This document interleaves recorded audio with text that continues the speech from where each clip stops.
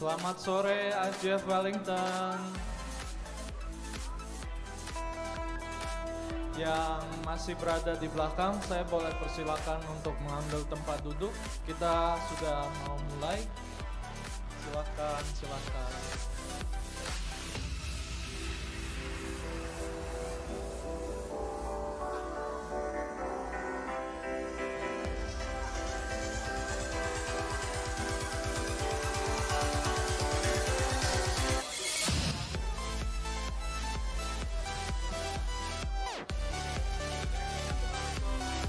Silakan, saya boleh persilakan untuk mengambil tempat.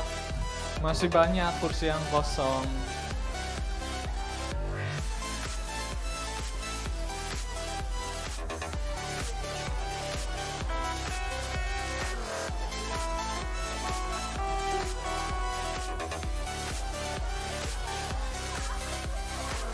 Shalom IFGF Wellington. Shalom.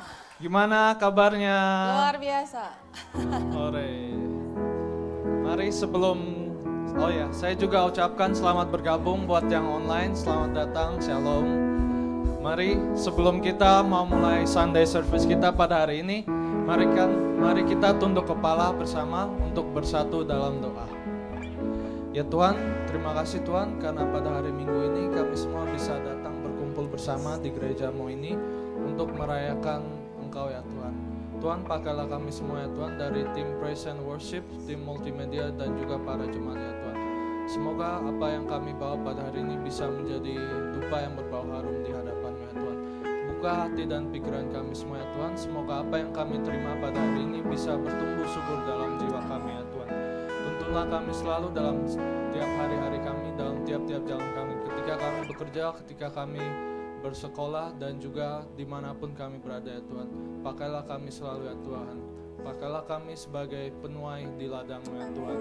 Tuntunlah kami selalu ya Tuhan. Sekarang kami akan mau memulai acara kami ya Tuhan. Kami serahkan semua rangkaian acara kegiatan kami ini ke dalam tangan-Mu. Dalam nama-Mu kami sudah berdoa dan ucap syukur. Haleluya. Amin. Jemaat Tuhan, boleh saya persilakan bangkit berdiri. Kita mau memuji dan menyembah Tuhan.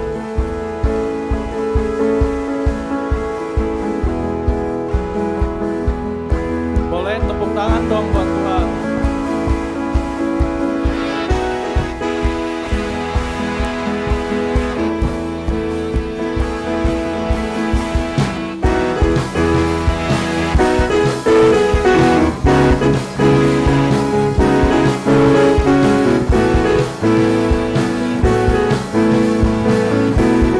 Sama-sama.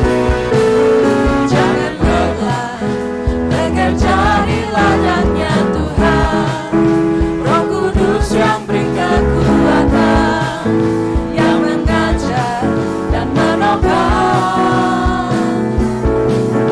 Tiada lelah bekerja bersama-Mu Tuhan, yang selalu mencukupkan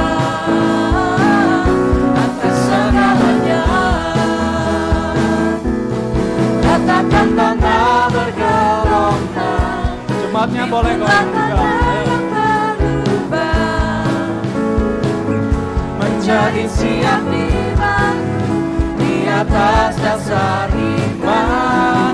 Katakan tanah bergelombang, lindunglah tanah yang berlubang. Menjadi siap dibangun di atas dasar iman. Dari awal. Jangan lelah bekerja di ladangnya Tuhan. Roh Kudus yang beri kekuatan, yang mengajar dan menopang. Tiada lelah bekerja bersama-Mu Tuhan, yang selalu mencukupkan atas segalanya. Sama-sama. Katakan tanah bergelombang, timbunlah tanah yang berlubang. Menjadi siap dibangun di atas dasar iman. Katakan tanah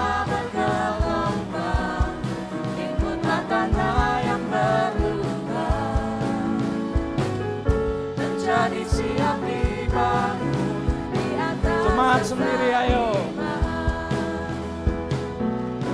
Ratakan tanah bergelombang, ayo timbunlah tanah yang berlubang, menjadi siap dibangun di atas dasar iman. Ratakan tanah bergelombang, timbunlah tanah yang berlubang, menjadi siap dibangun di atas dasar iman. Sekali lagi, ratakan tanah bergelombang, timbunlah tanah yang berlubang, menjadi siap dibangun di atas dasar iman. Ratakan tanah bergelombang, timbunlah tanah yang berlubang, menjadi siap dibangun di atas dasar iman. Menjadi siap dibangun, menjadi siap dibangun, menjadi siap dibangun di atas dasar iman. Haleluya. Haleluya. Kita mau naikkan pujian, saya percaya ada kuasa dalam nama Tuhan Yesus. Amin. There's a power in the name of Jesus. Haleluya.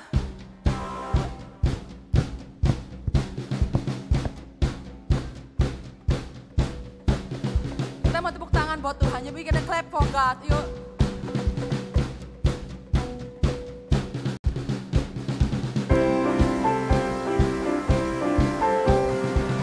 Saya percaya ada Tuhan di tempat ini. Saya percaya hadirat Tuhan ada di tempat ini, saudara. Amin.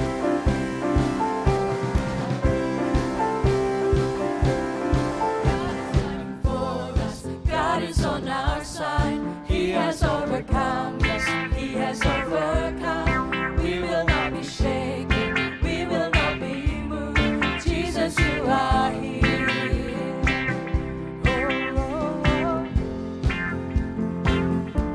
Yuk kita clap hand buat Tuhan, yuk.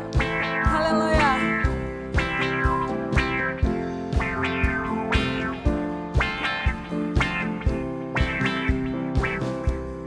God is fighting for us. God is on our side. He has overcome. Yes, He has overcome. We will not be shaken. We will not be moved.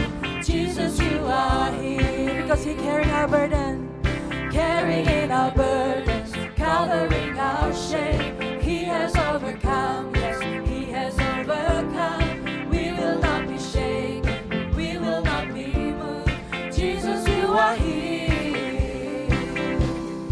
I will live, I will not die. The resurrection power of Christ alive in me, and I am free in Jesus' name.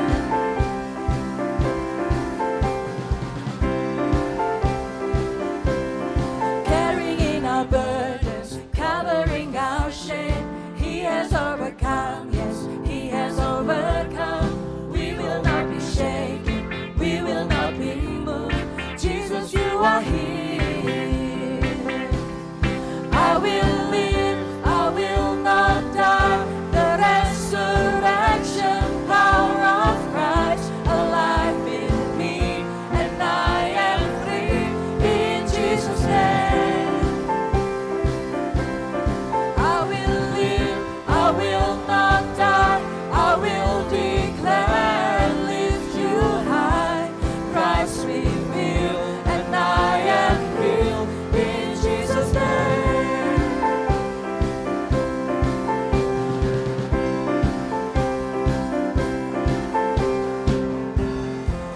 Okay, we're gonna declare, saudara. We're gonna declare in the name of Jesus. There's a power in the name of Jesus. I believe in the name of Jesus, the sickness will be healed. Siapapun kita yang punya addiction, will be healed, will be free in the name of Jesus. If you believe in the name of Jesus, I believe He has the power. He has the power dari dulu sekarang until forever. Amin. God is fighting for us, pushing back the darkness, lighting up the kingdom that cannot be shaken. In the name of Jesus, enemies defeated, and we will shout it out, shout it out. God is fighting for us, pushing back the darkness, lighting up the kingdom that cannot be shaken. In the name of Jesus, enemies defeated, and we will shout it out. Dengan iman kita katakan, God is fighting God for is us. fighting for us, pushing back the darkness, lighting up the kingdom that cannot be shaken. In the name of Jesus, enemies defeated, and we will shout it out, shout it out. Sekali lagi katakan, God is God fighting is for fighting us. for us, pushing back the darkness, lighting up the kingdom that cannot be shaken.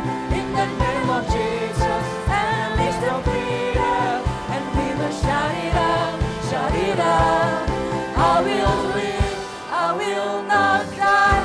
The resurrection power of Christ alive in me, and I am free in Jesus' name. Haleluya.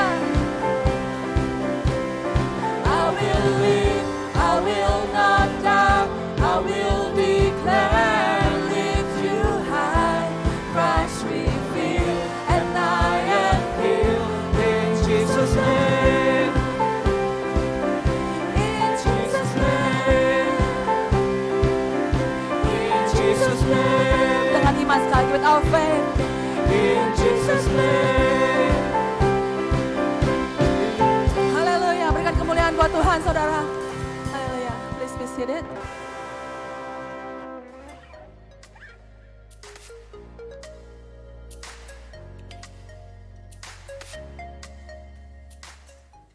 Hi, and welcome to December. Andy is here, and reporting live from Auckland. And here are the news for the week.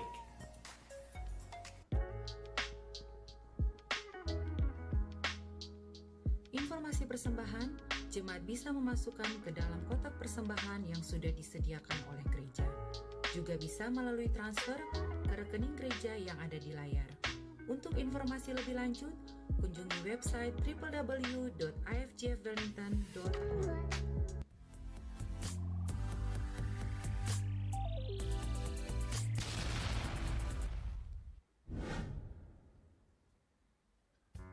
Come and join us in prayer meeting this Friday, 7 p.m. at 61 Hopper Street, Mount Cook. Hi, it's that time in the year again.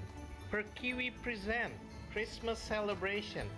Come and join us on the celebration of Christmas together with the Indonesian Embassy on Saturday, the 10th of December at 4 p.m. till finish at St. Peter Paul Church, Johnsonville. Please bring dessert to share. For further information, visit the Per Kiwi Facebook page. See you there!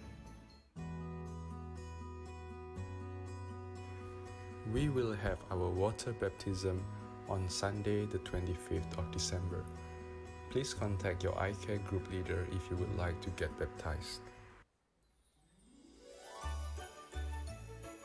Come and join us. IFGF Christmas celebration at 61 Hopper Street on 25th of December 2022 at 4:30 p.m. See you everyone there. God bless.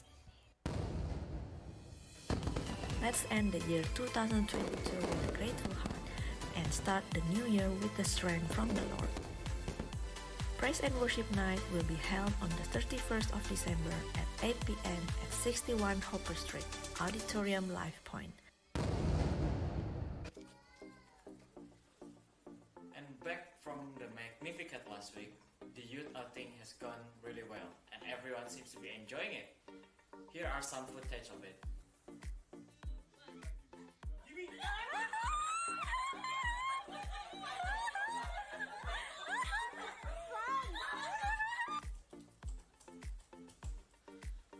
That's all for today. Hope you have a blessed week. See ya. Shalom, IFGF Wellington. I hope you guys have had a great weekend. Just a quick reminder, this week is a family service, and so there will be no Sunday school. Children can sit with their parents today.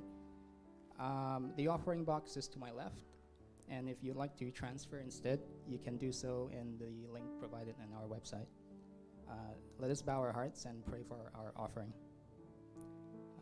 Father, we thank you for bringing us all to your house safely today, and we are so blessed by your presence today. Lord, we thank you for your faithfulness. Thank you that we can always trust in you. You are an abundant God, and out of your great mercy, you have given us so much. We give you this offering today. With it, we worship you and give our whole selves to you. Please now take it and use it for your kingdom and your glory. We ask all this in the mighty name of Jesus. Amen. Now let us all stand for the Apostles' Creed. Aku percaya kepada Allah Bapa yang Maha Kuasa, Khalik langit dan bumi, dan kepada Yesus Kristus, anaknya yang tunggal, Tuhan kita, yang dikandung dari Roh Kudus, lahir dari anak darah Maria, yang menderita sengsara di bawah pemerintahan Pontius Pilatus, disalibkan, mati, dan dikuburkan, turun ke dalam kerajaan maut, pada hari yang ketiga bangkit pula dari antara orang mati, naik ke surga, duduk di sebelah kanan Allah Bapa yang Maha Kuasa, dan dari sana ia akan datang untuk menghakimi orang yang hidup pun yang mati. Aku percaya kepada Roh Kudus, gereja yang kudus dan am, persekutuan orang kudus, pengampunan dosa, kebangkitan tubuh, dan hidup yang kekal. Amin. Silakan duduk, saudara.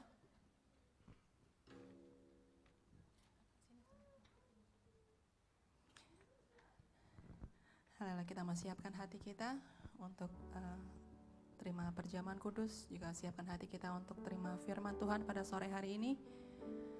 Nggak terasa hari ini adalah minggu pertama di bulan Desember. Kita cuma sudah sisa beberapa minggu untuk menghabisi tahun 2022.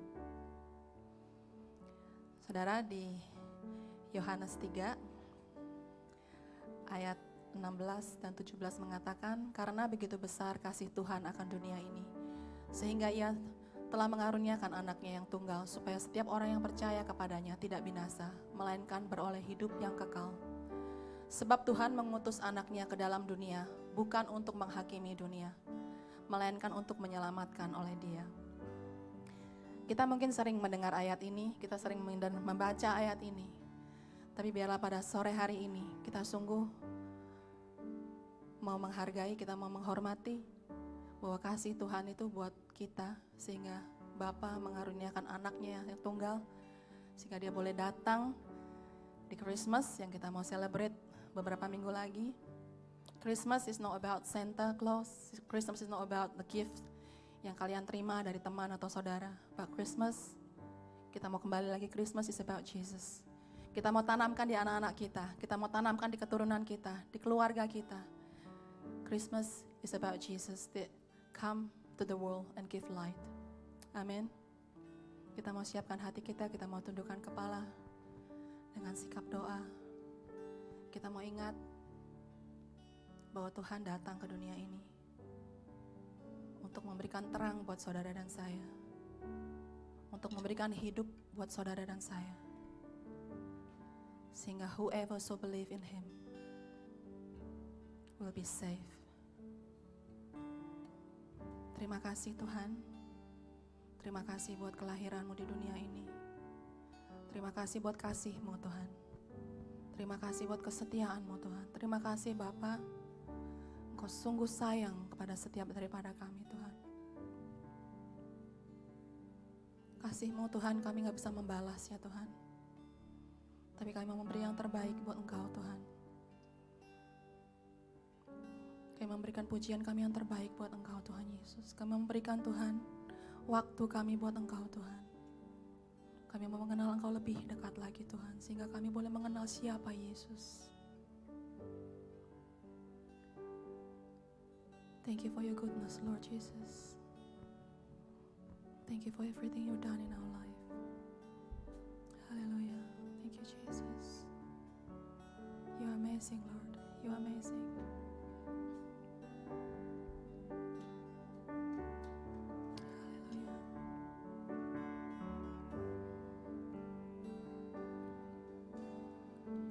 I'm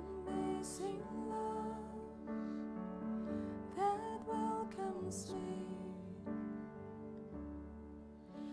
The kindness of mercy, that brought with blood, wholeheartedly,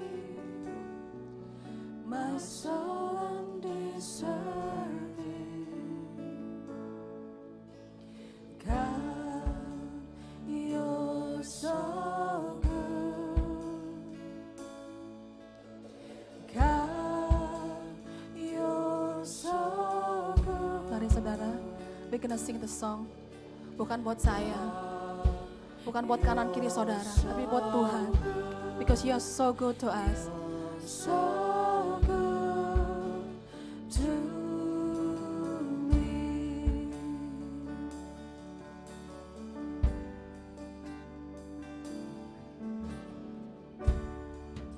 Behold the cross, age to age, and hour by hour,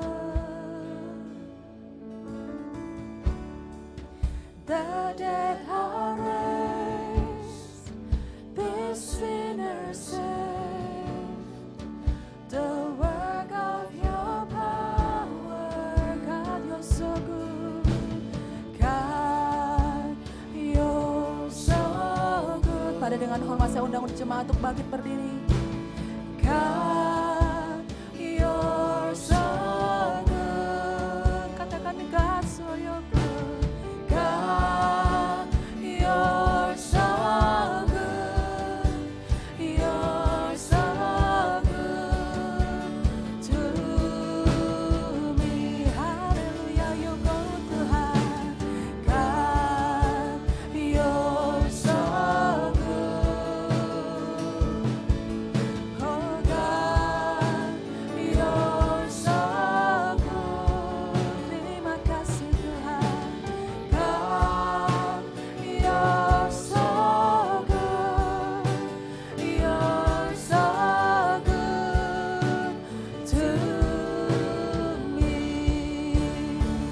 I am blessed, I am called, I am healed, I am whole, I am saved in Jesus' name.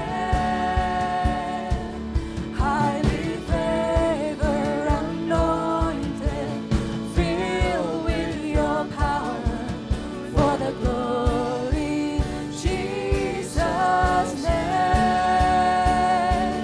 I am blessed, I am called, I am healed, I am whole, I am saved in Jesus' name. Highly favored, anointed, filled with your power for the glory, Jesus' name.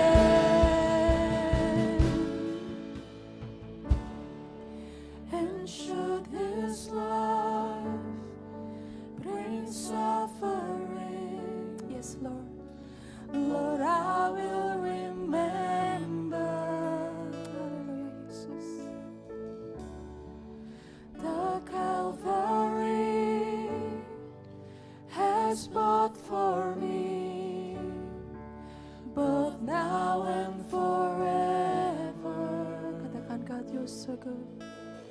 God, you're so good.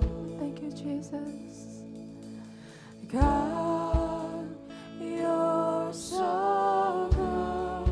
He's so good to you, to us, saudara. You're so good. You're so good to me. Katakan God, you're so good. God, you're so good. Hallelujah, Jesus. You're so good. Hallelujah.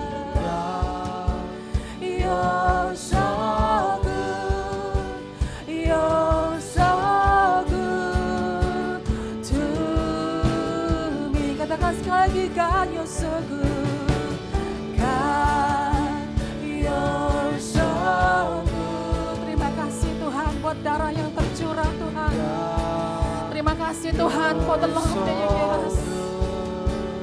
Thank you Jesus for the healing power. Thank you Jesus for the salvation. You're so good to me. And I'm blessed. I am blessed. I am called. I am healed. I am whole. I am saved in Jesus' name. Highly favored, anointed, filled with your power for the glory in Jesus' name. I am blessed. I am called. I am healed. I am whole. I am saved in Jesus' name. Highly favored, anointed, filled with your power for the glory in Jesus' name.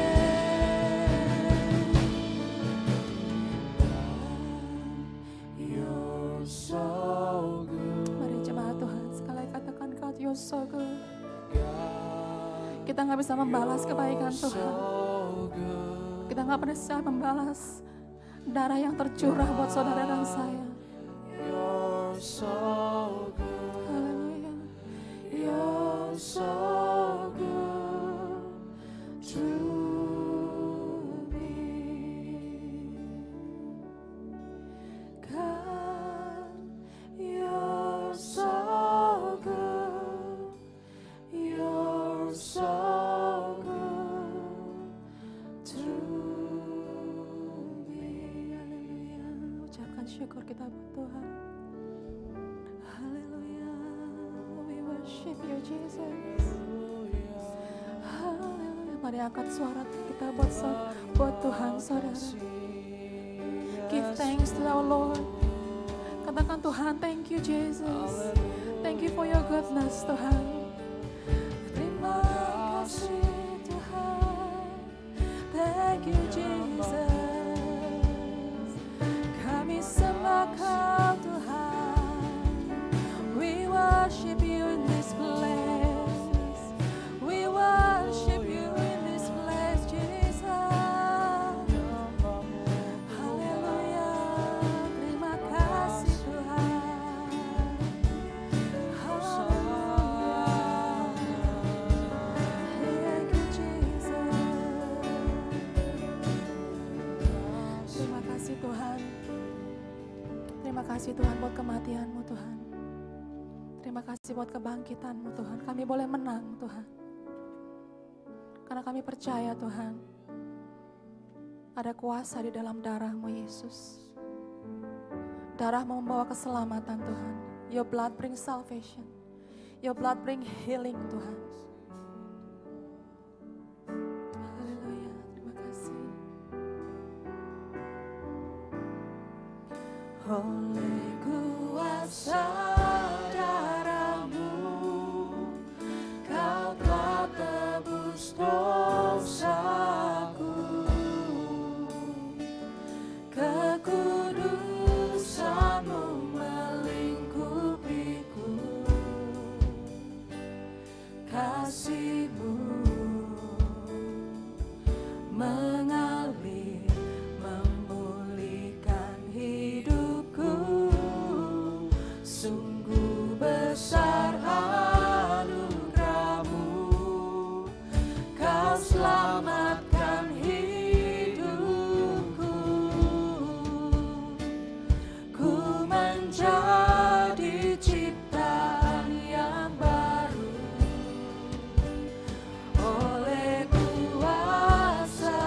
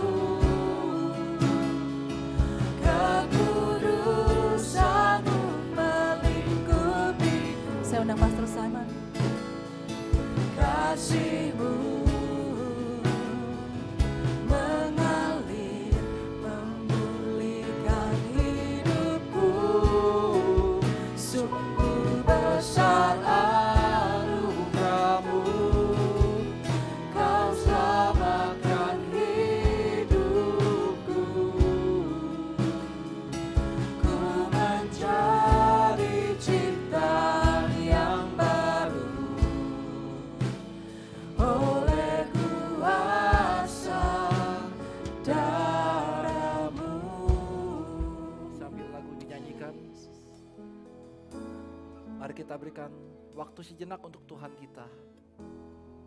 Kami mau berikan ucapan syukur untuk Tuhan kita, untuk segala pengorbanannya di kayu salib. Ia mati untuk menebus setiap dosa-dosa kita, sehingga kita yang seharusnya binasa karena dosa, tapi karena kasih karunia dari Tuhan Yesus, kita menjadi selamat. Melalui perjamuan kudus ini, kita mau mengingat selalu atas kematian Tuhan Yesus, atas pengorbanannya. Akan tetapi jangan lupa bahwa Tuhan Yesus menang atas kuasa maut, atas kuasa iblis, sehingga kita anak-anaknya, oleh karena Tuhan Yesus dan oleh karena iman kita juga menjadi anak-anak pemenang. Terima kasih Tuhan. Kami mengucap syukur pada hari ini kalau kami bisa datang ke dalam hadirat-Mu sekali lagi ya Tuhan. Kami berterima kasih Bapa. Kami bisa diberikan kesempatan bisa untuk mengingat pengorbanan-Mu Tuhan. Ajar kami terus Tuhan untuk tidak menyia-nyiakan ya Tuhan pengorbanan-Mu di kayu salib ini ya Tuhan. Ajar kami terus Tuhan untuk menaruh harapan kami pada Engkau ya Tuhan, satu-satunya juru selamat kami ya Tuhan. Terima kasih Tuhan, kami berdoa Bapa, Engkau yang kuduskan perjamuan kudus ini ya Bapa. Engkau yang kuduskan setiap hati kami ya Tuhan. Pada hari ini ya Tuhan, kami datang ke dalam hadirat-Mu sekali lagi ya Tuhan, membawa segala kekhawatiran kami, apapun permasalahan kami mau bawa ke dalam Engkau ya Tuhan. Kami juga meminta ampun ya Bapa untuk segala kesalahan kami, untuk segala dosa-dosa yang kami perbuat selama 1 bulan ini ya Tuhan. Engkau yang kuduskan ya Bapa, Engkau yang ampuni semuanya ya Tuhan. Kami juga mau mengampuni juga setiap orang-orang bersalah kepada kami ya Tuhan. Terima kasih Bapa, terima kasih Tuhan. Mari saya undang untuk roti dan anggur dibagikan.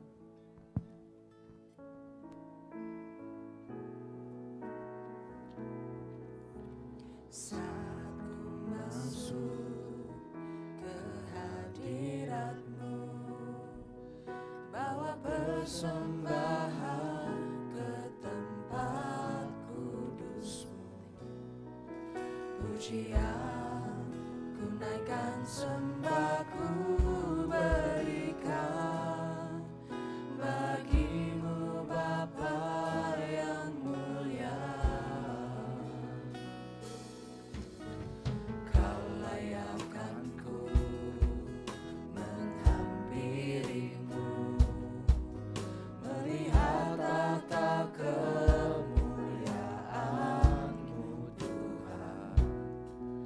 Pujian ku naikkan, sembah ku berikan bagi-Mu Raja yang mulia. Oleh kuasa darah-Mu, Kau telah tebus dosaku. Kekudusan-Mu melingkupiku. Kau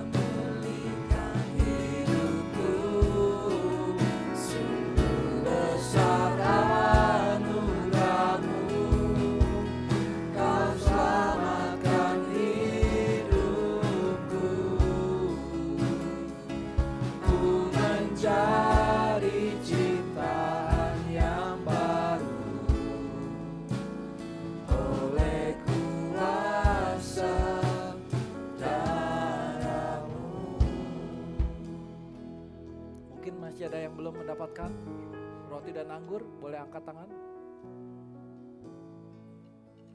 Mari kita bersatu dalam doa. Terima kasih Tuhan. Terima kasih Bapa. Persiapkan hati kami ya Tuhan untuk menerima perjamuan kudus ini ya Bapa. Ampunilah dosa-dosa kami sekali lagi ya Bapa. Terima kasih Tuhan. Mari kita angkat roti ini tangan kanan kita. Sebab apa yang telah kuteruskan kepadamu telah aku terima dari Tuhan, yakni pada waktu malam sebelum Yesus diserahkan, Ia melakukan perjamuan dengan para muridnya dan Ia mengangkat roti, mengucap syukur atasnya dan memecahkan roti ini seraya berkata, inilah tubuhku yang kuserahkan bagi kamu. Makanlah dan perbuatlah untuk menjadi peringatan akan aku. Mari dengan hati yang penuh ucapan syukur kita mau menerima tubuh Yesus.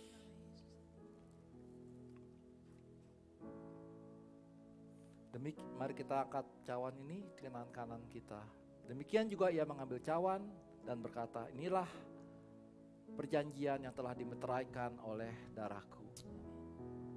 Minumlah dan menjadi peringatan akan aku. Mari dengan ucapan syukur sekali lagi kita mau menerima darah Yesus.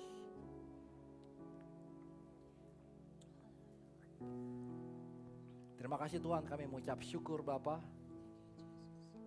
Kalau kami bisa datang ke dalam hadirat-Mu sekali lagi untuk menerima perjamuan kudus ini ya Tuhan. Ya Bapa, ajar kami ya Tuhan untuk terus mengingat pengorbanan-Mu di kayu salib ya Tuhan.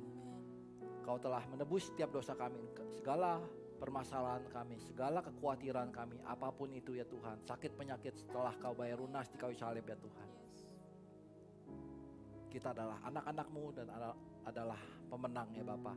Terima kasih Tuhan, kami mengucap syukur sebentar kami masuk ke dalam firman-Mu ya Bapa.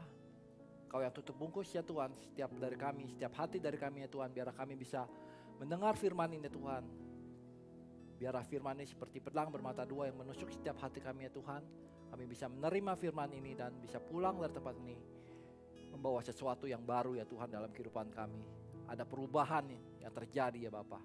Terima kasih Bapa, kami ucap syukur di dalam nama Yesus kami berdoa. Amin. Silakan duduk teman-teman. Shalom semuanya. Kita masuk dalam, hari ini kita masuk dalam bulan Desember ya. Siapa yang semangat pada hari ini dengan masuk bulan Desember ya? Tepuk tangan dulu ya kita. Oke, hari ini kita masuk dalam tema yang baru, yaitu The Champion Christ. Katakan ke kanan kiri, The Champion Christ. Kalau bulan lalu kita belajar mengenai winning the battle. Dan hari ini kita belajar mengenai Champion Christ, yaitu bahwa kalau kita dalam belajar menang winning the battle, yang saya share pertama kali adalah kita untuk bisa win the battle kita harus tahu di mana peperangan itu, ya kan? Who is our enemy dan how we defeat the enemy. Beberapa minggu Anthony juga sharing itu dan juga Jack.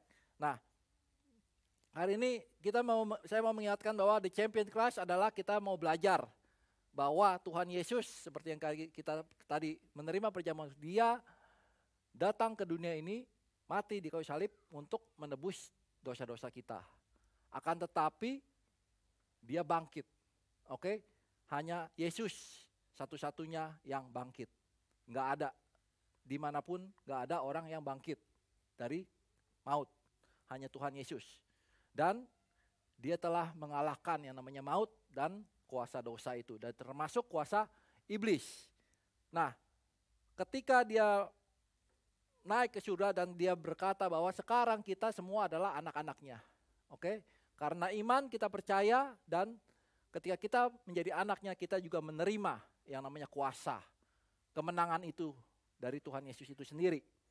Dikatakan yaitu di Roma 8 ayat 37 sampai 39. Tetapi dalam semuanya itu kita lebih dari orang-orang yang menang oleh Dia yang telah mengasihi kita. Sebab aku yakin bahwa baik maut maupun hidup, baik malaikat-malaikat maupun pemerintah-pemerintah, baik yang ada di sekarang maupun yang akan datang, atau kuasa-kuasa baik yang di atas maupun yang di bawah, ataupun sesuatu makhluk lain, tidak akan dapat memisahkan kita dari kasih Allah yang ada dalam Kristus Yesus Tuhan kita. Oke, kita kan udah belajar. Enemy kita siapa? Siapa musuh kita? Penguasa-penguasa di udara, ya kan? Bukannya kalian-kalian ini manusia-manusia ya, kadang-kadang menjengkelkan, tapi itu bukan musuh. Musuh kita adalah penguasa-penguasa di udara. Dan dikatakan di sini bahwa semuanya tidak ada kuasa atas kita karena Tuhan Yesus telah mengalahkan. Oke? Nah, kita juga sering mendengar bahwa jika Allah di pihak kita, siapakah yang akan melawan kita? Berarti kalau kita sudah berada dalam tim yang pemenang, kita udah pasti menang. Amin. Percayakah Anda kalau kita adalah pemenang? Katakan dulu karena ini, kita adalah pemenang. Ya kan? Kalau kita adalah pemenang, kalau kita menghadapi musuh, tentunya kita sudah yakin kita akan menang. Oke? Dan ketika musuh melakukan tipu daya apapun, kita tahu bahwa itu cuma tipu muslihat. Makanya sharing saya hari ini adalah gertak sambal, ya kan? Bahwa kalau kita tahu kita adalah pemenang, bahwa Tuhan Yesus ada di belakang kita dan Tuhan Yesus sudah menang. Kalau ada orang yang mau mencoba-coba melawan kita, dia cuma kasih apa? Gertak sambal. Karena apa itu gertak sambal? Ya kan? Cuma ngomongnya doang di depan berani, ya kan? Padahal nggak ada apa-apanya. Oke? Nah, hari ini kita mau belajar dari kisah bahwa sebenarnya kita itu diingatkan lagi, kamu dan saya, kita adalah pemenang. Tetapi kadang-kadang kita suka lupa bahwa kita adalah pemenang. Kadang-kadang kita juga maunya yang ekspres. Ketika kita menghadapi suatu tantangan, kita maunya mau menang, tapi kita lupa ada yang namanya timing, ada yang namanya proses. Oke? Mari kita belajar dari kisah Raja Hizkia, dari 2 raja-raja. Saya undang untuk kita baca, mungkin yang saya baca ayat yang pertama dan kalian baca ayat berikutnya, selang-seling ya, 1, 2, dan 3. Maka dalam tahun ketiga zaman Hosea bin Ela, Raja Israel, Hizkia, anak Ahaz, Raja Yehuda menjadi raja.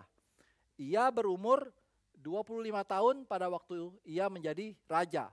Dan 29 tahun lamanya ia memerintah di Yerusalem. Nama ibunya ialah Abi, anak Zakaria. Oh sorry, jadi kalian yang ketiga boleh. Yang ketiga.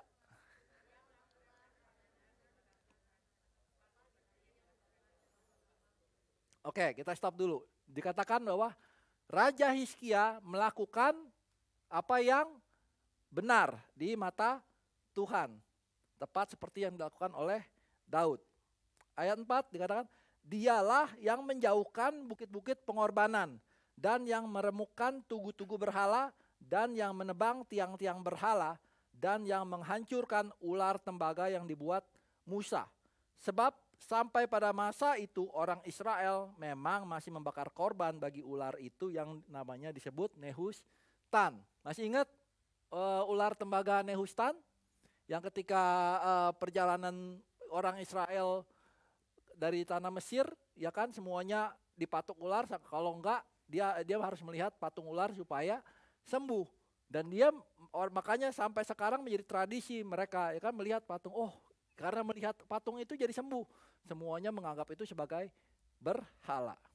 Oke, baca ayat kelima.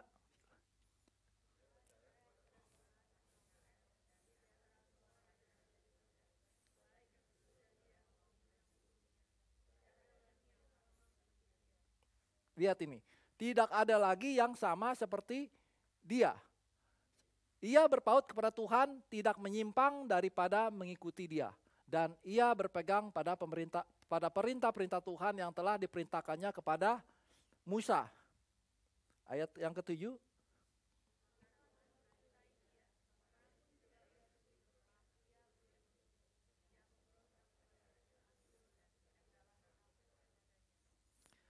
Dialah yang mengalahkan orang Filistin sampai ke Gaza dan memusnahkan daerahnya, baik menara-menara penjagaan maupun kota-kota yang berkubu. Jadi Raja Hizkia ini adalah seorang pemenang. Apapun yang dilakukannya berhasil. Dia selalu berperang melawan daerah-daerah sekitarnya, dia selalu memenangkan peperangan itu. Oke, ini adalah terjadi ketika dia awal memerintah. Ketika dia mulai memerintah, dia orang yang takut akan Tuhan dan dia melakukan apa kehendak Tuhan. Sehingga Tuhan pun menyertai dia. Oke, lanjut yaitu ayat 9, silakan.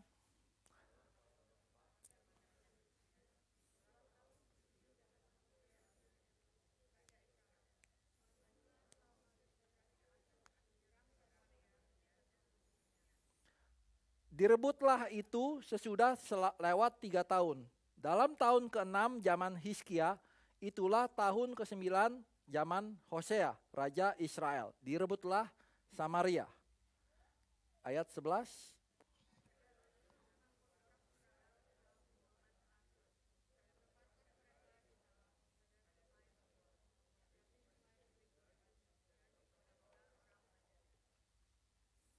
Oleh karena mereka tidak mau mendengarkan suara Tuhan Allah mereka dan melanggar perjanjiannya, yakni segala yang diperintahkan oleh Musa hamba Tuhan, mereka tidak mau mendengarkannya dan tidak mau melakukannya.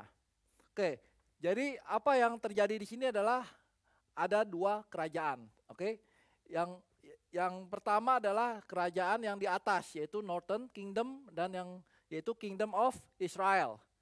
Dan yang bawah adalah Kingdom of Judah. Ini 2 kerajaan ini terpisah setelah Salomon, ya kan? Setelah Salomon mati anaknya, yaitu adalah Rehoboam. Dia itu yang memerintah di Judah. Sedangkan karena dia kekeh mau melakukan pajak yang gila-gilaan, rakyat-rakyat Israel memberontak sehingga mereka memilih yang namanya Jeroboam untuk memerintah di Kingdom of Israel. Jadi ketika kemudian ini adalah peta dari Kingdom of Israel, dan kita lihat bahwa yang sebelah kanan adalah Kingdom Israel, di mana Hosea adalah raja terakhir dari Kingdom of Israel itu. Dia memerintah dari tahun 732 BC sampai 722. Dan mereka yang kerajaan Israel itu melakukan apa yang jahat di mata Tuhan. Sehingga Tuhan mengirim bangsa Asyur untuk menekan mereka. Dan akhirnya terjadi mereka itu menjadi dipecah belah, dibawa. Jadi sampai sekarang makanya nggak ada yang namanya bangsa Israel. 10 suku bangsa itu habis kawin campur. Dia bawa ke negara Asyur dan semuanya dibawa gitu. Kalau kalian baca 2 Raja-Raja 17 dikasih tahu semua dibawa ke bangsa Assyria. Nah, yang kita lihat adalah Raja Hizkia, yaitu di sebelah kiri. Dia memerintah ketika 3 tahun Raja Hosea, ya kan? Nah, Raja Hizkia ini ketika memerintah, dia sudah tahu bahwa apa yang terjadi dengan kerajaan dari Israel itu habis. Nggak ada sisa. Nah, kemudian kita lanjut, yaitu dalam tahun ke-14 zaman Raja Hizkia, majulah Sanherib Raja Asyur menyerang segala kota berkubu negeri Yehuda. Ini adalah sekarang kotanya dari Yehuda ini. Lalu merebutnya. Hizkia Raja Yehuda mengutus orang kepada Raja Asyur di Lakis dengan pesan, "Aku telah berbuat dosa, undurlah daripadaku, apapun yang kau bebankan kepadaku akan ku pikul." Kemudian Raja Asyur membebankan kepada Hizkia Raja Yehuda 300 talenta perak dan 30 talenta emas. Hizkia memberikan segala perak yang terdapat dalam rumah Tuhan dan dalam pembendaharaan istana raja. Pada waktu itu Hizkia menggerat emas dari pintu-pintu dan dari jenang-jenang pintu bait Tuhan yang telah dilapis oleh Hizkia Raja Yehuda. Diberikannya semua kepada Raja Asyur. Jadi pada saat dia memerintah, bukankah dia adalah seorang pemenang? Bukankah dia melawan semua raja-raja Asyur? Dia melakukan kemenangan.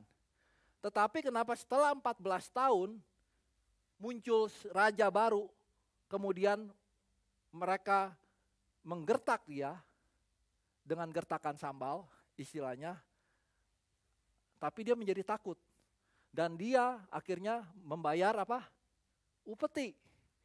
Yang tadinya dia nggak mau bayar upeti, akhirnya dia bilang, wah saya bayar upeti, minta berapa? Ya kan? Minta 300 ton gitu istilah emas, ya kan? Diberikanlah.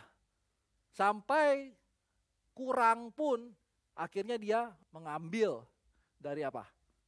Dari bait Tuhan. Emas-emasnya dicopotin, ya kan? Segala macam untuk bayar upeti. Nah, kira-kira gimana kalau kita melihat ini? Masuk akal nggak? Ini orang ya, padahal awalnya menang. Kenapa sekarang jadi penakut kan gitu ya? Nah, demikian juga kadang-kadang kita bisa menjadi seperti Raja Hizkia ini. Kita mungkin meskipun di dalam sini tidak dijelaskan kenapa dia memiliki sikap seperti itu. Mungkin karena dia sudah sering hidup dalam keenakan. Selama 14 tahun nggak ada yang namanya peperangan. Jadi dia udah mulai hidup dalam comfortable gitu istilahnya. Hidupnya makin lama makin enak, dia makin santai, ya kan? Atau mungkin juga ya itu, dia mulai karena hidupnya dengan enak, dia mulai yang namanya lupa akan yang namanya relationship dengan Tuhan. Di mana dia pada waktu itu mungkin pada awal-awalnya semangat ya. Demikian juga kadang-kadang kita ketika kita menjadi orang Kristen mula-mula, wah kita semangat ya ke gereja dan sebagainya. Tapi lama-kelamaan mungkin hidup kita menjadi monoton gitu. Jadi on off gitu ya. Nah, inilah yang kita selalu kan belajar dari kisah bangsa Israel, the circle of life. Ketika mereka hidupnya sedang enak, kemudian apa? Tuhan mengingatkan mereka. Ketika mereka sedang hidupnya dengan enak, mereka kemudian menyembah berhala. Masih ingat itu? Kejadiannya selalu muter-muter, ya kan? Makanya saya senang ngomong muter-muter istilahnya. Dia menyembah berhala, kemudian Tuhan memberikan peringatan istilahnya. Dikasih yang namanya masalah, dikasih yang namanya cobaan, sehingga apa? Mereka kemudian nangis-nangis kepada Nabi. Minta ampun, repent, ya kan? Minta repentance, kemudian kembali lagi ke jalan yang benar. Setelah nabinya nggak ada, hidup lagi berdosa, demikian ulang dan ulang.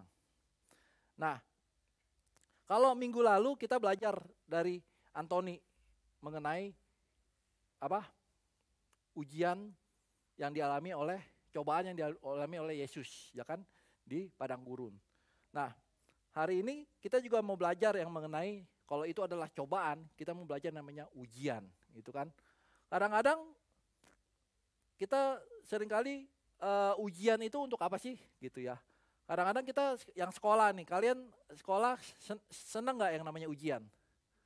Hah? No? Atau you like it? Nggak ada yang seneng yang namanya ujian, harus belajar, ya kan. Tapi itu kan untuk apa? Untuk membuktikan kalau kita itu sebenarnya mampu, kita bisa naik level, ya kan? Ujian itu kan membuat kita untuk bisa membuktikan kepada orang-orang. Nah, supaya kita qualified. Demikian juga bahwa kita itu kadang-kadang diberikan ujian supaya kita diingatkan, apakah engkau masih ikut dalam jalan Tuhan, ya kan? Apakah kita mampu untuk bisa mendapatkan naik level, promosi yang lebih tinggi lagi. Karena dikatakan bahwa God wants to promote people as long as the promotion does not destroy them. Katakan kanan kiri, God wants to promote people as long as the promotion does not destroy them. Kadang-kadang orang yang mendapat promotion apa? Menjadi lupa akan Tuhan, ya kan? Ketika dia sudah mendapatkan sesuatu yang lebih enak, dia mulai hidup dalam comfortnya, sehingga dia mulai lupa. Sehingga itu yang membuat mereka menjadi destroy. Nah, kalau kita belajar, ujian itu justru diberikan oleh Tuhan untuk orang-orang yang mau dipromosi. Bahkan yang sudah dipromosi itu diberikan ujian agar mereka selalu ingat. Contoh adalah Raja Daud. Ketika Raja Daud diurapi menjadi raja atas Israel, maka majulah orang-orang Filistin untuk menangkap Daud. Jadi kapan orang Filistin mau menangkap Daud? Ketika dia menjadi raja. Sebelum dia menjadi raja, apakah orang Filistin akan mau menangkap dia? Enggak. Ya kan? Siapakah Daud gitu. Demikian juga ketika Tuhan Yesus, ketika dia dibawa ke padang gurun, kalau kita baca di Markus 1, siapa yang membawa Yesus ke padang gurun? Roh. Dikatakan, segera sesudah itu Roh Kudus memimpin dia ke padang gurun. Di padang gurun itu ia tinggal 40 hari lamanya dicobai oleh iblis. Jadi iblis dan Roh Kudus sama-sama punya andil bahwa Yesus untuk mau dicobai, untuk diberikan tes. Dan ini terjadi ketika Yesus sudah dibaptis. Ketika dia, kalau kita baca sebelumnya, itu terjadi setelah Tuhan Yesus dibaptis. Nah, bedanya apa sih ujian dengan cobaan? Ya kan? Pertama, ujian itu asalnya dari Tuhan. Sedangkan cobaan itu adalah dari iblis. Ujian itu gunanya untuk apa? Untuk mendekatkan kita kepada Tuhan. Sedangkan cobaan itu tujuannya untuk menjauhkan kita daripada Tuhan. Ujian memiliki fungsi untuk pertumbuhan kita, pertumbuhan iman kita.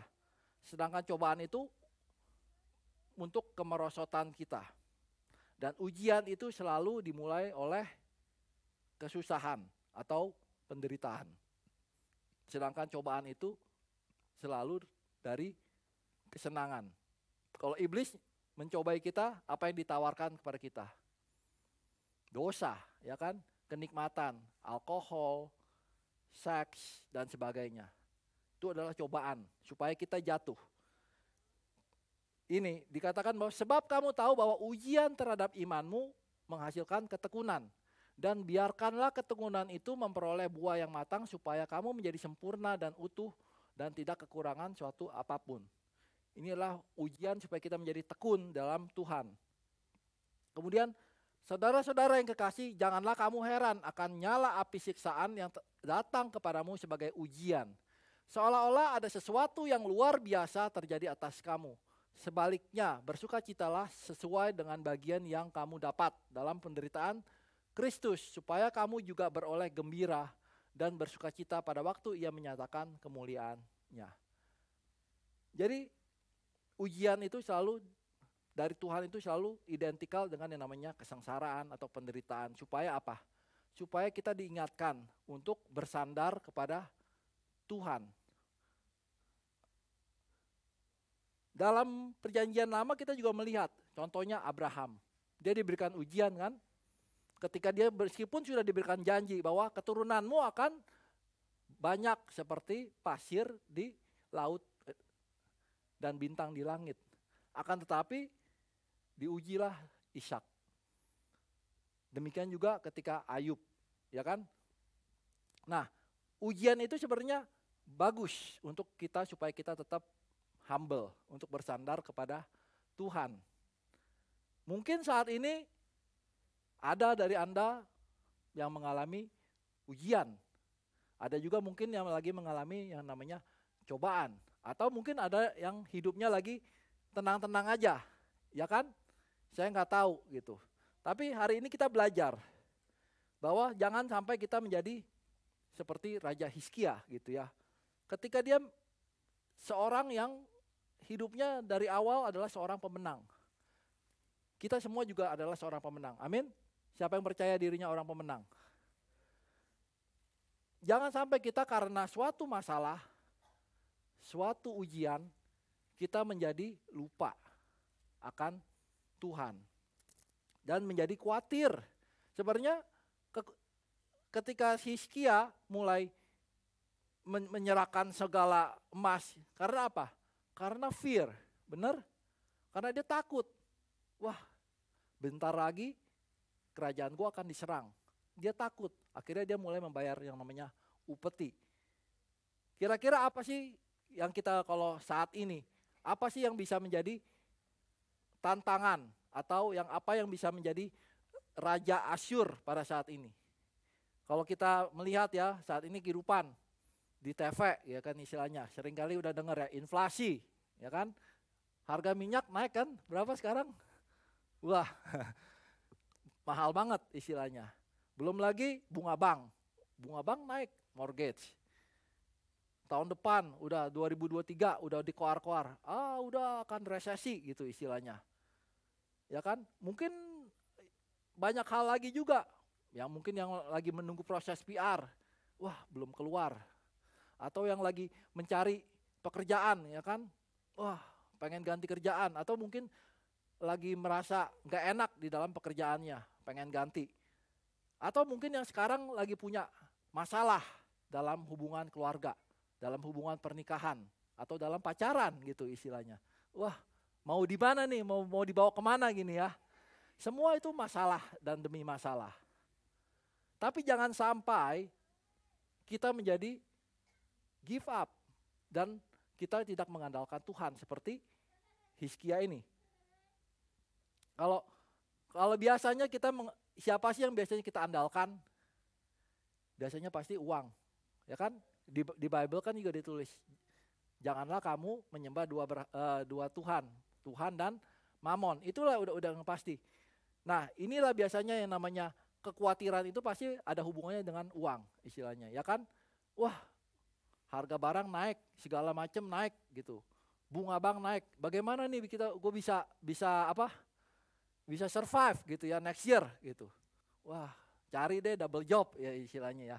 Atau mungkin ya cari double job atau kerja tambahan gitu istilahnya.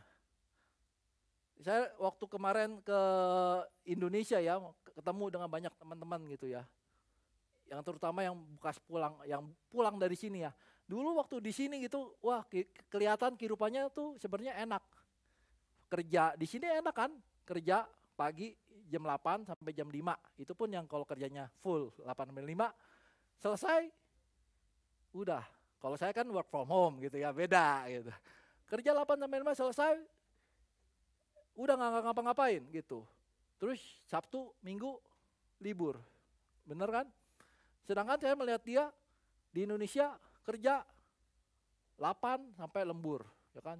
Jam 10, jam 11, pagi, Senin sampai Sabtu. Kadang lagi libur pun diteleponin dan sebagainya. Sehingga dia bilang, gue nggak punya waktu, istilahnya, ya kan? Waktu itu adalah sesuatu yang juga sering kali dikorbankan. Wah, gue nggak karena apa? Karena nguber kerjaan sehingga nggak punya waktu dengan family.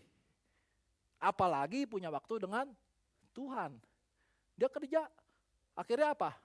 Hari Minggu dia korbanin, ya kan? Demi family, dia keluar dengan family sehingga tidak mencari Tuhan. Anak-anaknya nggak kenal siapa Tuhan, sudah lupa padahal dulu ya sekolah minggu istilahnya. Jadi siapa yang dikorbankan?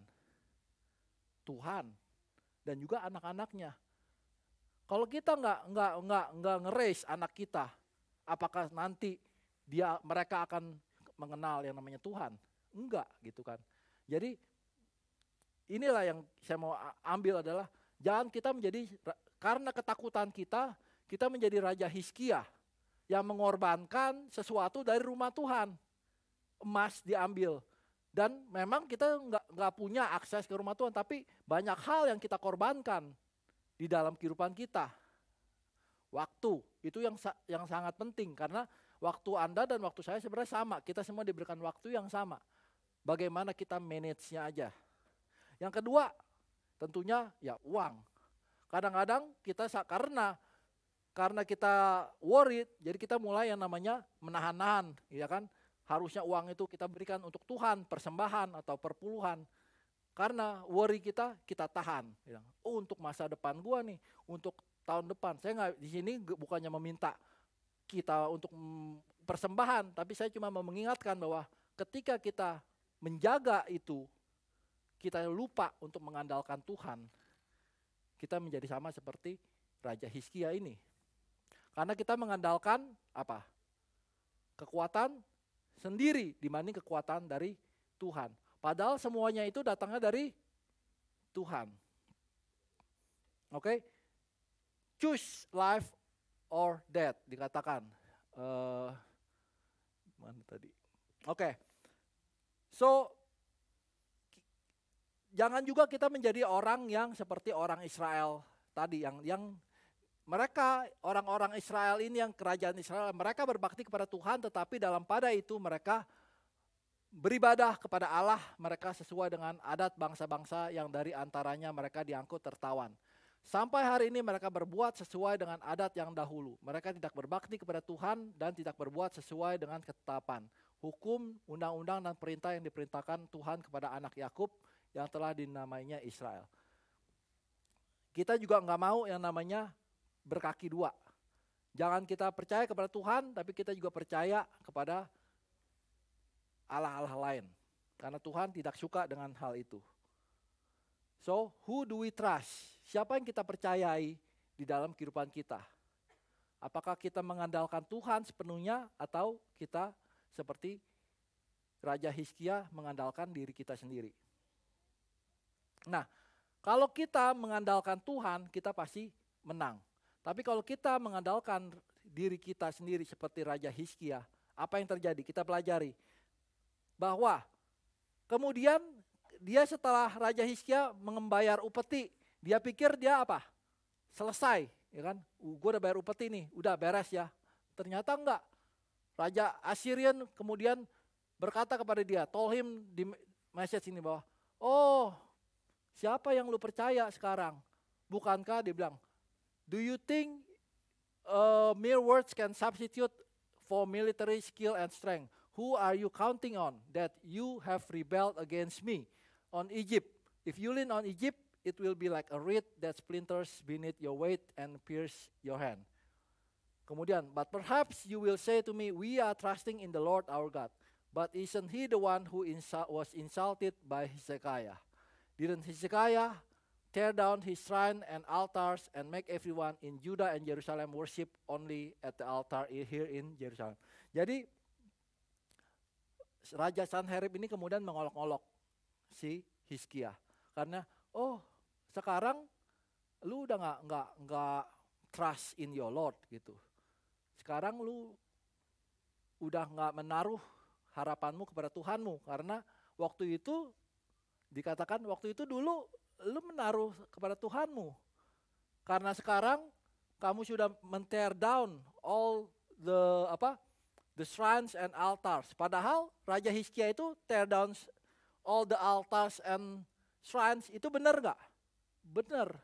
Itu adalah pekerjaan yang disukai oleh Tuhan karena itu adalah berhala istilahnya. Tetapi orang-orang di luar sana dia melihat kamu melakukan yang salah. Mereka nggak mengerti. Nah, lantas Raja Sanherib ini kemudian menghina dan mengatakan kepada rakyat. Kali ini yang diserang adalah rakyat. Dikatakan, jangan dengerin Hezekiah. Apa dikatakan bahwa karena dia itu sudah kalah. Basically, Raja Sanherib ini melakukan gertak kepada Raja Hizkia. Kepada rakyatnya juga dibilang, gak usah, kamu lebih baik menyerah aja kepada rakyat. Dikatakan, kamu lebih baik menyerah dan mengikut saya. Nah, dikatakan di sini bahwa choose life instead of death. Ini dikatakan oleh raja. Choose life instead of death. Kira-kira life-nya apa? Ya kan? Itu adalah life yang palsu. Ketika dia mengikut Raja Sanherib ini, apa yang akan terjadi? Ya nasibnya akan sama seperti nasibnya akan sama seperti orang-orang Israel, di mana dia dipecah belakan sehingga hilang semua. Nah, demikian juga kita. Kadang-kadang iblis itu datang menipu. Dia katakan, choose life or death. Mau hidup gak di dunia ini atau kamu mau mati gitu istilahnya ya kan. Saya ada kesaksian nih saya waktu itu dari salah seorang jemaat kita, mungkin semua kita udah tahu lah ya. Dia ketika sedang naik bus, dia cerita ya kan, adiknya sakit, kemudian dia seperti mendengar suara iblis gitu ya kan.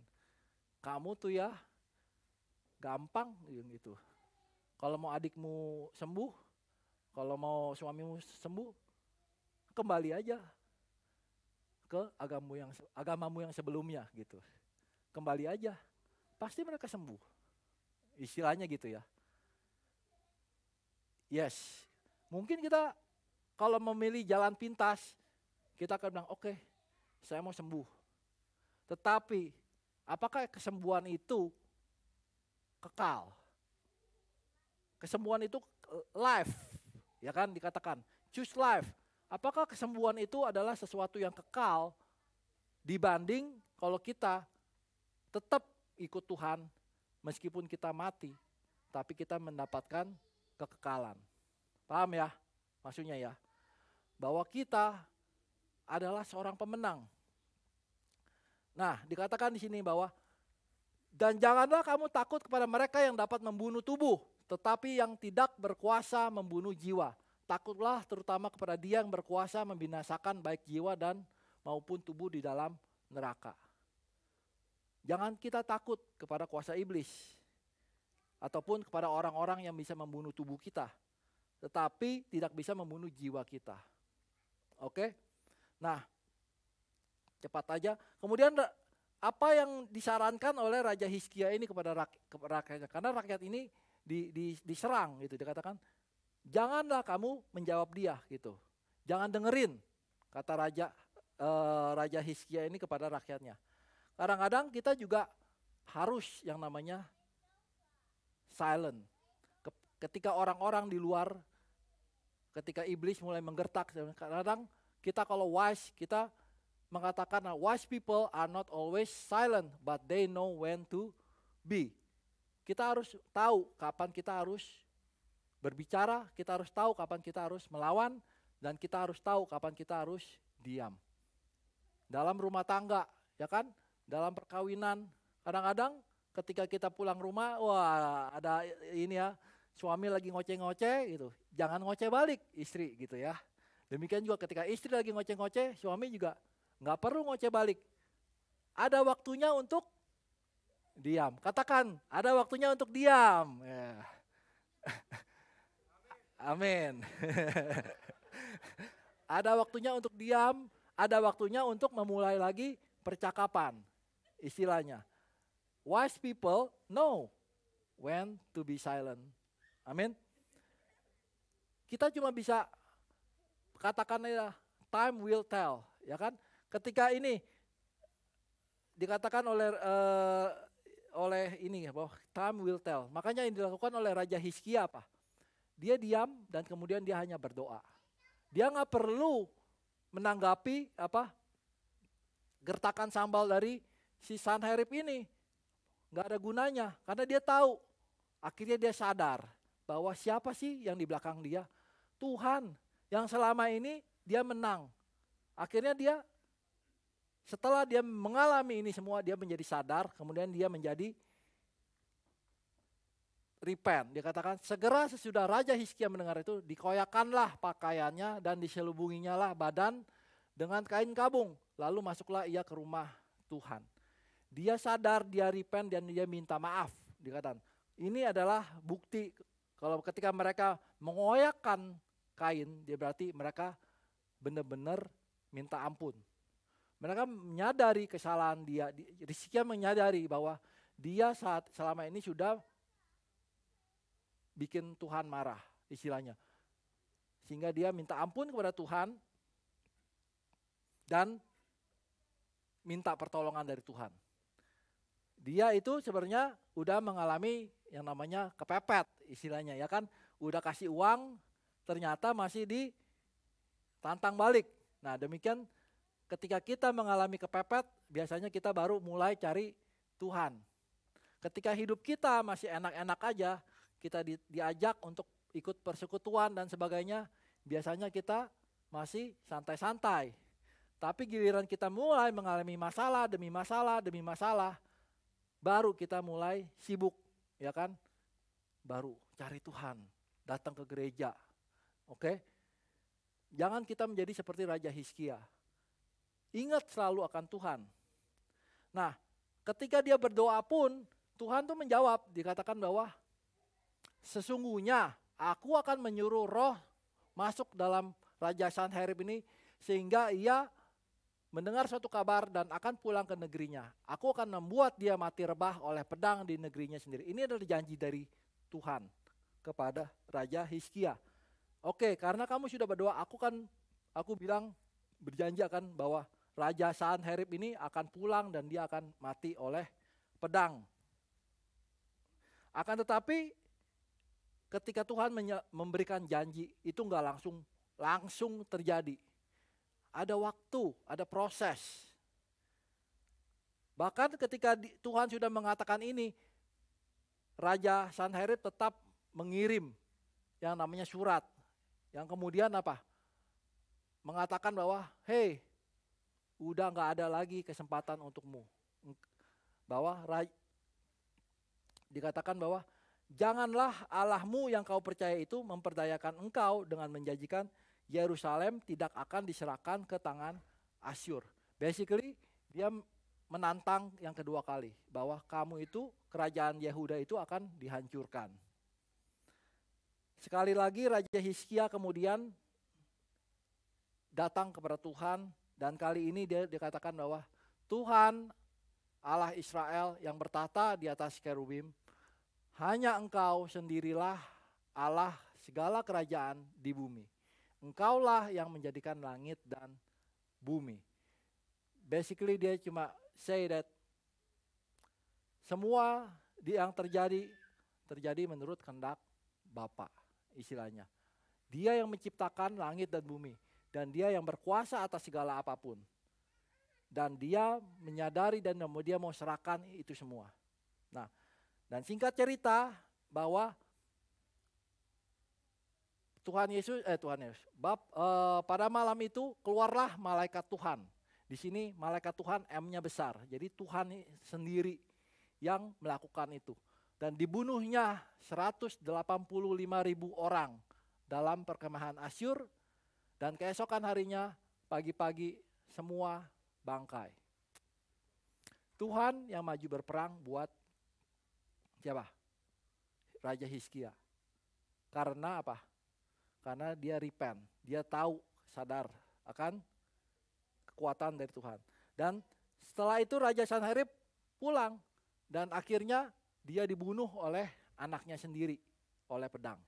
Jadi apa yang Tuhan katakan, apa yang Tuhan janjikan, itu benar adanya. Tuhan akan maju berperang buat kita, kalau kita mengandalkan dia. Amin. Saya undang tim Presence untuk maju. Jangan kita mencari jalan pintas seperti Raja Hizkia.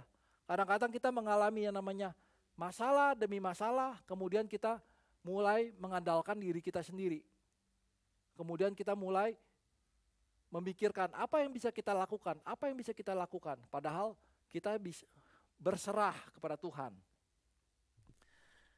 Remember, you are not fighting for victory, but from victory. For Jesus Christ has already defeated Satan. Kita baca 1, 2, 3 yuk. Remember.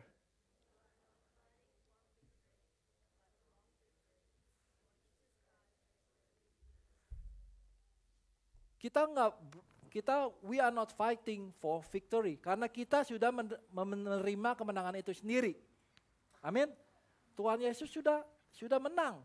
Dan kita juga sudah diberikan kemenangan itu sendiri. Tujuan kita adalah kita fight from victory to victory.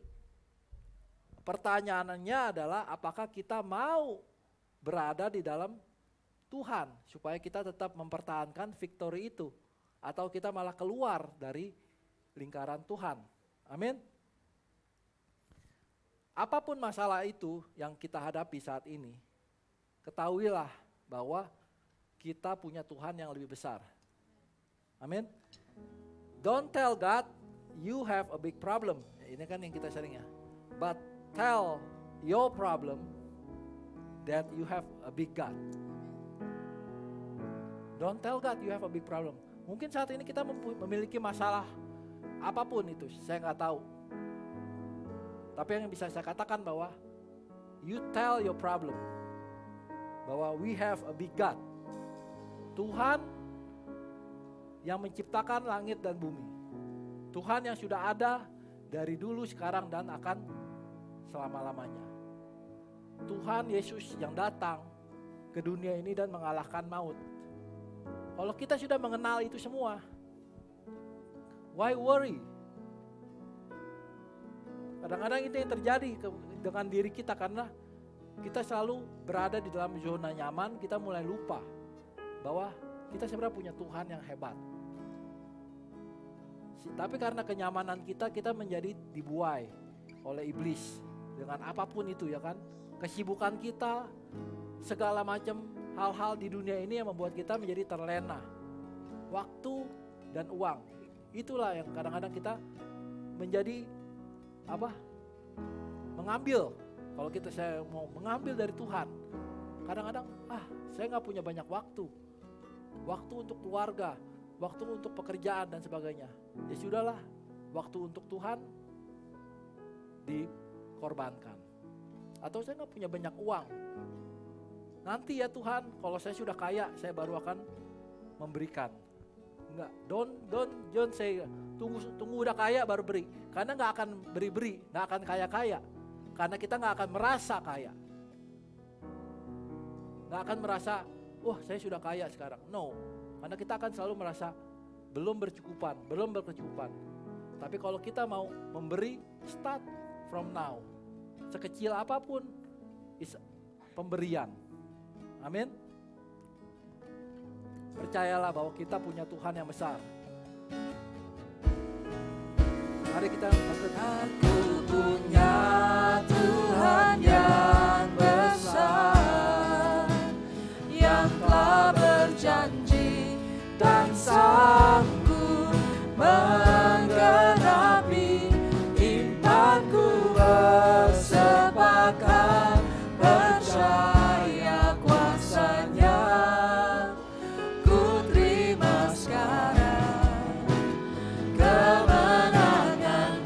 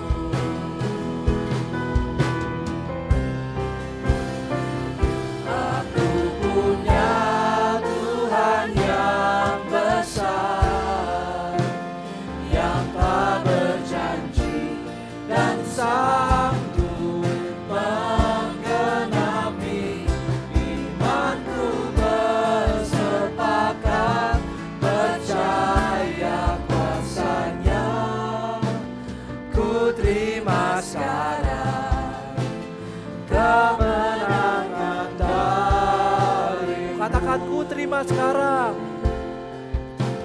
Ku terima sekarang kesembuhan, kesembuhan darimu. Ku terima sekarang keselamatan darimu. Terima kasih Tuhan. Terima kasih Bapa untuk hari ini Tuhan. Ajar kami ya Tuhan, bahwa kita memiliki Tuhan yang besar. Amin. Tuhan yang berkuasa atas segala langit dan bumi. Tuhan yang menciptakan semuanya. Tidak ada sesuatu pun yang terjadi tanpa seizinnya. Why worry? Sandarkanlah apapun itu. Bertanyalah kepada Tuhan setiap perencanaan kita. Berdoalah kepada Tuhan untuk segala masalah-masalah yang kita hadapi pada hari ini. Apapun itu, doakan. Let God in control in our life. Terima kasih Bapak, kami mengucap syukur untuk hari ini, untuk firman-Mu pada hari ini ya Tuhan. Jika pada hari ini Engkau telah mendengar firman dan melakukan dengan setia apa yang telah disampaikan, maka Tuhan akan mengangkat Engkau mengatasi segala bangsa di bumi. Diberkatilah Engkau pada waktu masuk dan diberkatilah Engkau waktu keluar. Tuhan akan memerintahkan berkat ke atasmu, yakni di atas lumumu dalam segala studimu dan segala pekerjaanmu dan usahamu. Engkau akan selalu naik dan bukan turun. Engkau akan selalu menjadi kepala dan bukan ekor. Apapun yang kau kerjakan selalu berhasil. Diberkatilah keluargamu serta hubunganmu dengan mereka. Rumahmu selalu dipenuhi dengan sukacita, kekudusan, iman, pengharapan, dan kasih. Kuasa Roh Kudus akan menyertai engkau sekarang dan sampai selama-lamanya. Terima kasih Bapak, kami mengucap syukur sekali lagi untuk hari ini. Kami berterima kasih untuk negara New Zealand ini Tuhan, untuk juga kota Wellington ya Bapak. Kau yang terus jaga dan pelihara kami ya Tuhan. Ajar kami ya Tuhan, untuk bisa menjadi terang dan garam-Mu ya Tuhan di kota ini ya Tuhan. Kami juga berdoa ya Tuhan, Kau yang terus berikan hikmat-Mu ya Tuhan untuk pemerintahan New Zealand ini ya Tuhan. Biarlah terus dari paling atas sampai bawah ya Tuhan, mereka bisa mengambil segala keputusan yang berdasarkan dari Engkau ya Bapak. Kami juga berdoa untuk negara kami Indonesia ya Tuhan, Kau yang terus jaga juga ya Tuhan, dan juga tetap Engkau yang terus in control ya Tuhan. Turunkanlah hikmat-Mu ya Tuhan untuk pemerintahan Bapak Presiden Jokowi dan juga pemerintahan paling atas sampai yang bawah ya Tuhan. Kami mau serahkan juga keluarga kami ya Tuhan, teman-teman kami juga, hamba-hamba dan orang percaya ya Tuhan, ke dalam tangan-Mu. Kami juga berdoa ya Tuhan untuk fellowship kami Bapak. Berdoa untuk makanan yang akan kami makan ya Tuhan, untuk biarlah bisa menjadi kesehatan bagi kami semua ya Bapak. Berkati fellowship kami ya Tuhan untuk bisa menjadi fruitful ya Tuhan. Terima kasih Bapak, kami ucap syukur di dalam nama Tuhan Yesus kami berdoa. Amin. Happy Sunday teman-teman.